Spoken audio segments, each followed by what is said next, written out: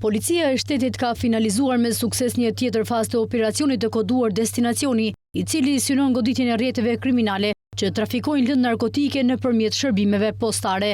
Në kuadër të fazës së 5 të këtij operacioni, e udhëhequr nga seksioni për hetimin e narkotikëve në bashkëpunim me forcën e posaçme operacionale të DVP Tiranë, Komisariatin e Policisë Rinas dhe Qendrën Tranzite të Postës Shqiptare, u bë e mundur kapja në flagrancë dhe arrestimi i shtetasit Franci Veizaj, 24 vjeç, banues në Tiranë. I ri u ndalua në momentin që po tërhiqte një pako në një degë postare në kryeqytet brenda pakos, e cila dyshohet se ishte trafikuar nga Shtetet e Bashkuara të Amerikës. U gjetën rreth 3.6 kg lëndë narkotike e dyshuar kanabis sativa me përqindje të lartë të përbërësit aktiv THC.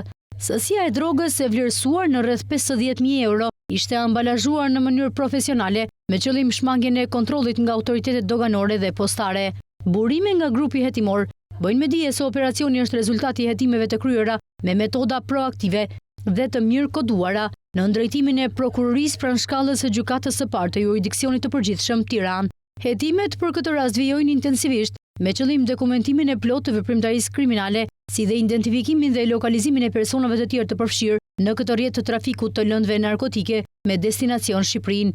Materialet proceduriale janë referuar tashmë pranë prokurorisë për veprime të mëtejshme ligjore ndaj të arrestuarit dhe çdo personi tjetër të implikuar.